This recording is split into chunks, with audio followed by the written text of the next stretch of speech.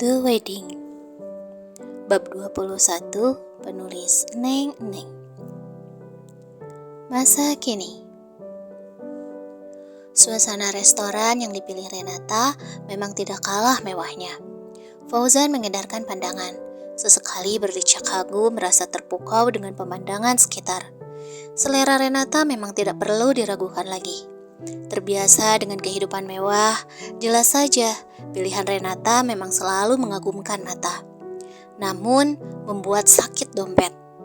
Iya, untuk pertama kalinya, Renata yang mengajak Fauzan untuk makan malam rutin yang diajukan Fauzan setiap malam minggu. Wanita itu yang menentukan tempatnya harus di mana. Alhasil, dengan senang hati, Fauzan hanya mengikuti keinginan sang istri. Fauzan harus merogoh koceknya dalam-dalam untuk makan malam kali ini. Namun, Fauzan tidak peduli. Selama mereka bisa bersama, maka Fauzan akan baik-baik saja.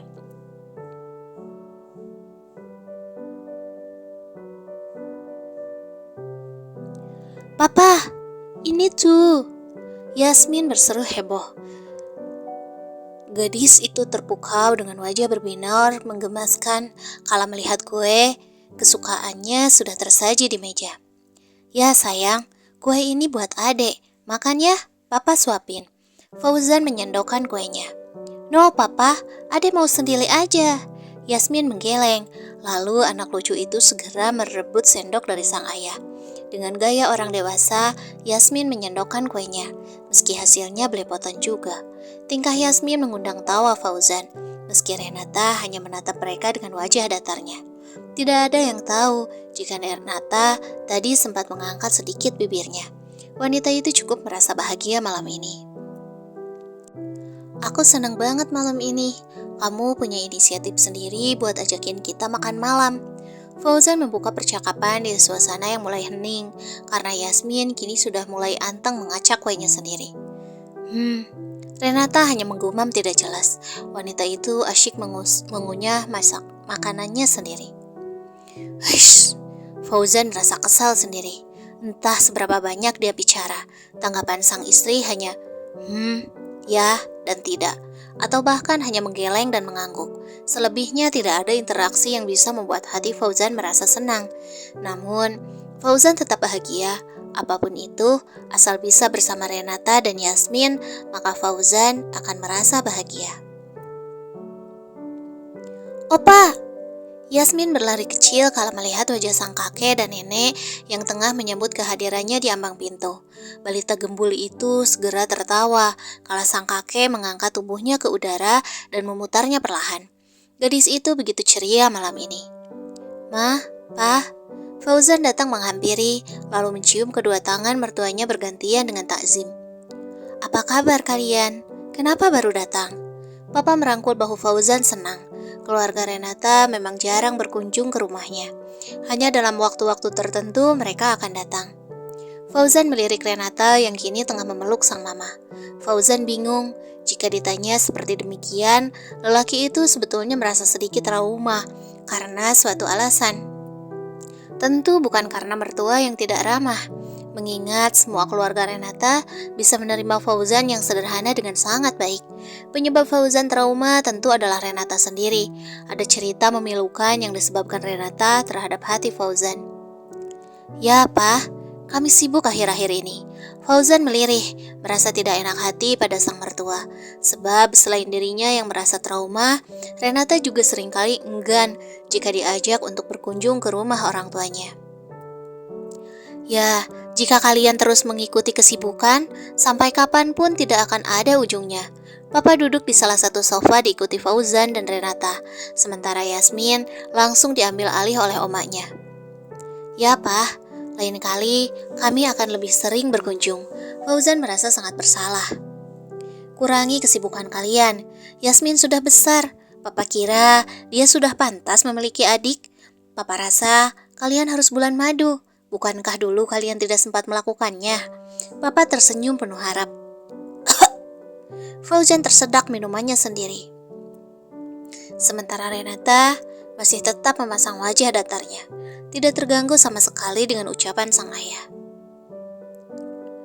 Malam telah merambat. Kedua orang tua Renata sudah pergi ke kamarnya, menghentikan obrolan panjang lebar bersama anak dan menantunya. Yasmin juga sudah tidur terlelap, karena kangen gadis kecil itu ingin tidur bersama oma dan opanya. Tentu dengan senang hati, mereka menyambut sang cucu dengan antusias. Ayo kita istirahat. Renata beranjak berdiri, gadis itu berjalan menuju arah lantai 2, di mana kamarnya berada. Seketika Fauzan terdiam. Pria itu sangat enggan jika harus menginjakan kakinya kembali di kamar semasa gadis sang istri. Yang, aku mau tidur di kamar tamu aja. Fauzan bersuara membuat Renata menghentikan langkahnya. Sudah tidak ada apa-apa, Jan. Kita bisa menempatinya. Renata menatap Fauzan datar. Namun pria itu tidak bergeming. Tak ingin hatinya kembali berdenyut sakit. Fauzan lebih memilih melangkahkan kakinya ke kamar tamu yang berada tidak jauh dari tempatnya. Masih lekat dalam ingatan masa-masa itu. Masa di mana masa lalu Renata dianggap lebih berharga daripada dirinya. Fauzan tersinggung. Pria itu marah, merasa tidak diakui. Jangan pernah berani untuk mendatangi kamarku. Tidurlah di kamar tamu. Ucapan Renata kala itu kembali terngiang, membuat Fauzan mendesah kesal. Hari itu Fauzan tidak pernah tahu apa yang telah Renata sembunyikan di kamarnya. Sebagai bentuk menjaga privasi, Fauzan menuruti keinginan sang istri. Namun, lama-lama Fauzan merasa penasaran juga kalau melihat sang istri lebih banyak menghabiskan waktunya di kamar pribadinya, mengabaikan Fauzan di kamar tamu seorang diri. Dan seringkali Fauzan mendapati sang istri keluar dari kamar tersebut dengan wajah bengkak khas orang menangis. Fauzan penasaran setengah mati, hingga pria itu nekat untuk melanggar perintah sang istri. Saat itu Fauzan mencari waktu yang tepat agar dirinya bisa masuk ke dalam kamar tersebut. Percobaan pertama gagal, karena Fauzan menemukan kamar tersebut dikunci dengan rapat oleh Renata. Percobaan kedua gagal, karena Fauzan sudah dikagetkan oleh kedatangan Renata.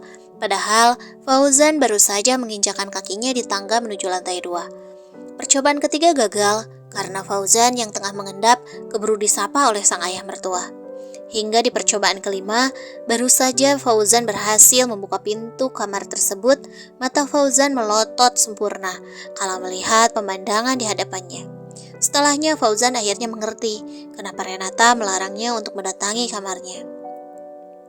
Satu hal yang membuat Fauzan kecewa setengah mati, karena setelahnya Fauzan mendapati Renata yang mengamuk menyalahkan dirinya. Bukan hanya itu saja, bahkan hampir saja mereka bercerai saat Yasmin baru diketahui keberadaannya. Aku tidak mau mendatangi kamarmu, aku tetap mau tidur di kamar tamu. Fauzan menghentakkan kakinya kesal, lalu tanpa menunggu Renata, Fauzan melangkahkan kakinya menuju kamar tamu. Pria itu tengah merajuk. Renata mengerjapkan matanya. Wanita itu harus membujuk sang suami yang tengah merajuk, dan hanya ada satu hal yang bisa membuat Fauzan segera luluh dari marahnya.